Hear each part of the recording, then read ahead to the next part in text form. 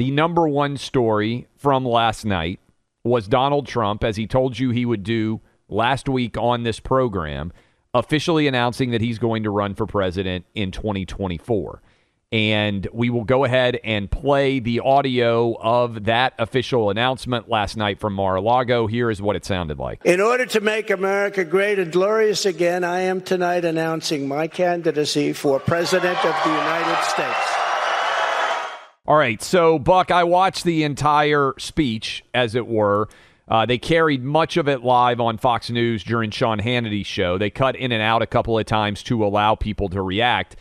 I guess what maybe stood out the most to me about the entire address was it was very subdued, relatively speaking, for Donald Trump. Felt also, as a result, very presidential. And he played a lot of the greatest hits from his 2016 campaign as a part of this announcement. And also, I think one reason why it was relatively subdued was because I guess it was on Thursday or was it Wednesday night? I can't even remember when Trump attacked Glenn Youngkin, when he attacked Ron DeSantis, when he went after a lot of different people with all of those statements. I think that was generally not received very well. And so the argument is out there, and I think he followed basically what we said on this program. Hey, it's got to be a forward-looking campaign. The thing that he said that I was most responsive to in a positive direction, and I think he got this 100% correct, and I wish more Republicans would be saying it. He said one of the first things that he would do when he came into office is to bring back everybody who lost their jobs in the military over the COVID shot requirements. He would end all Biden vaccine mandates, and he would give back pay to all of those soldiers who lost their jobs over the COVID shot. Thank God somebody is finally saying that. That's what jumped out the most to me about the entire address. What about you, Buck? What stood out to you? Did anything surprise you? How would you assess the overall announcement itself? So much interesting stuff happening here when you get in this early, this far ahead of anyone else who may run. And keep in mind, there will be people who may decide to run who have no chance at all, but they use it as a chance to get their name out there and sell books. Yes. You know, somebody who's kind of more of a libertarian may run as a Republican or whatever. We've seen that in the past. Distinct possibility of that. So you're likely to see some names enter it just because there'll be press associated with that in the months ahead. Trump is in super early, and this is going to create, I think, some advantages and some challenges.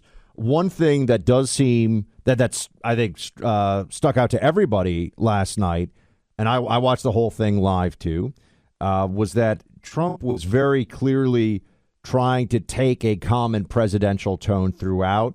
It wasn't, rock'em sock'em Trump in WWE mode. It was definitely a intentionally presidential tone, I think.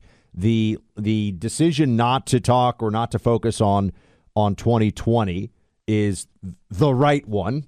Yes. I don't think anybody should have any confusion about that from a pure tactical perspective. Never mind anything else.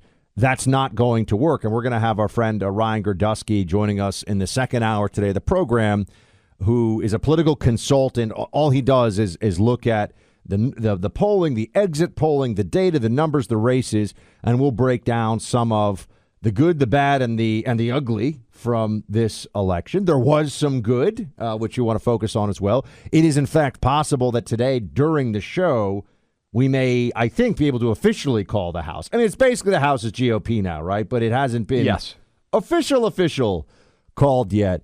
But I think that Trump, we're 2 years out from the election, and there's going to be not only an evolution of Trump in his campaign that will occur, that's obvious. There's also going to be events that will conspire to change around whatever plans are currently made, whatever strategies currently in place. So I think we just follow this at every step and every stage. And it's good that there will be, in my mind at least, more. The de facto leader of the Republican Party came out last night and said, I am now for right now, he is the official leader of the Republican Party. I don't think anyone would really dispute that, as he is the only person who has come out in favor of or come out officially running. So we got to see, man. I mean, I want to see how he does in these first 6 months. The guy pulled off something of a political miracle, it seems, in 2016. He was a really great president when he was in office in so many ways, accomplished so many things. But the game has changed a lot. The world has changed a lot, and we've got to see how it all stacks up. So I'm enthusiastic. I mean, I'm happy that this is the trajectory right now for the GOP to get serious about winning after what just happened, because it was a body blow. We all know it should have been better than what it was in the midterms. Nobody was more ticked off, by the way, than Clay and I. I mean, we're sitting here, we're furious for days about how this thing went.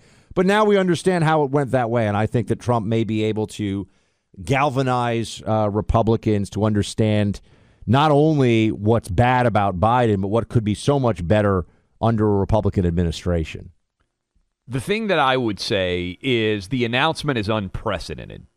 To have someone announce to run for president effectively 14 months until we actually have the first primary, which in theory would be, I still think it's going to be Iowa, although how exactly that's going to shake out remains to be seen, because Democrats are saying Iowa isn't representative enough. I think they may change their calendar. We'll see what Republicans end up doing. But for Trump to be in 14 months before anyone out there listening to us right now can have any official say in terms of who they would support is a long time. And what we don't know is what's going to happen with all these investigations. And I think it's smart of Trump to be in if he is going to be indicted, because now the storyline, I think it's hard to avoid this being the storyline, is the chief political rival who has announced that he is going to be running against Joe Biden is being investigated by the Department of Justice of Joe Biden. So if he is indicted now, it's very easy for Trump to say this is a politically motivated indictment. But the thing I wonder, and this circles back around to a conversation we were having earlier this week, Democrats are desperate for Donald Trump to be the nominee. Every Democrat out there, if you say you get to pick a Republican, they want to run against Donald Trump. Now, they were excited for him to be the nominee in 2016, and he beat him. But their entire party is basically defined by saying Trump is Hitler. So my point on this is, I think Trump is strengthened if they indict him.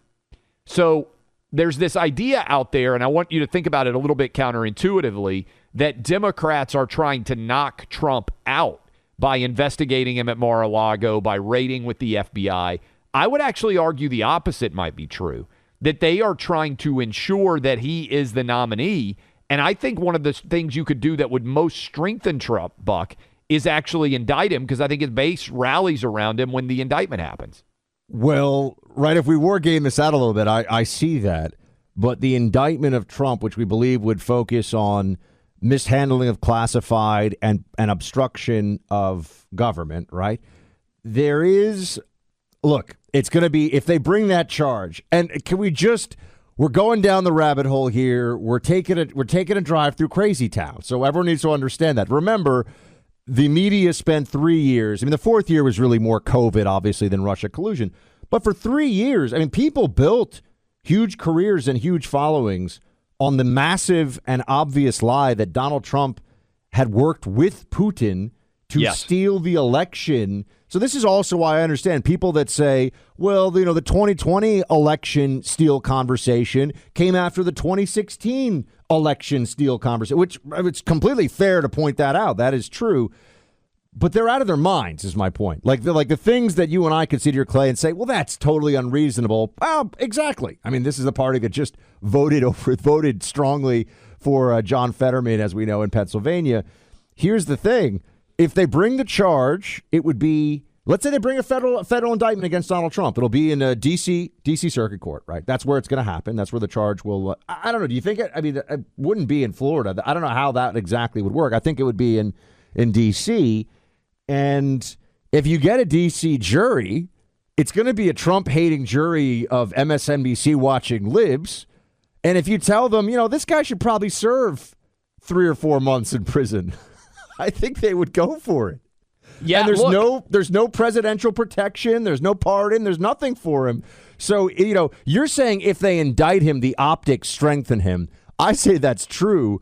But if they indict him, if they do that, wouldn't they also try to send him to, look, they're not going to be able to get him for 10 years or something crazy, but wouldn't they try to make him serve some jail time? I think they would. The problem is I don't think that they would be able to get the entire court proceeding done before Election Day. So this is why it's so crazy to think about. So if they indicted him now, it would take months before any kind of actual trial could take place. Any appeal would take forever, right? I think we would be voting for president before there was a resolution to whatever charges might be brought against Trump. Because I think based on the special master hearing and everything else, it's unlikely they could bring any charges until the spring of 23 now. So if they bring him in the spring of 23, Buck, he could already be the nominee. By March of 24, we'll probably know who the Republican nominee is. But then we get back to also, does it rally the Trump? First of all, are they even going to bring charges? This is still a big. I know you think they will. Yes. We'll see. But if they bring charges, it certainly goes to the narrative of the swamp, the apparatus. Yeah. Going after Trump. However, there is this lesson we have learned from the swing states.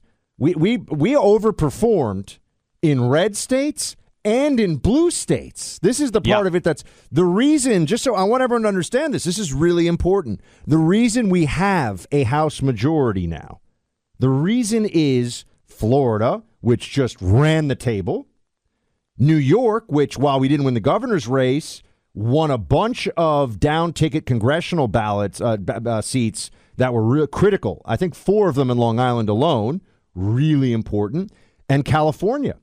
So we overperformed, and there's other states you could throw into the mix there too. So we know how to get Republican voters fired up in blue states right now, and we know certainly how to get Republican voters in the red states fired up. But to win the presidency, you got to get we all know that it's going to be, at least, given the political trajectory that we've seen for the last couple of years, it's going to be the same states that are at issue right now. You may throw one or two, Virginia might be in play, right? I mean, there's some things that could switch a little bit. And Clay, an indicted presidential candidate, how does that play out? Not to our friends, not to our audience, to the independents who will determine Pennsylvania, Arizona, Nevada, Georgia, Michigan, Wisconsin. I don't know. That's part of this. I won't pretend to know. I think it damages Trump immensely, but that's where I think their play is. I think they know that it strengthens him with the Republican base, likely gets him the nomination, but wounds him to such an extent that he's unlikely to be able to win in those toss-up states. I think that's their play. I think that's where they're headed. I mean, that would be I think the conventional wisdom would be indicted Trump scares away independents and squishy Republican college-educated white voters, and you get 2022 in the swing states all over again. And that's the play that they'd be making.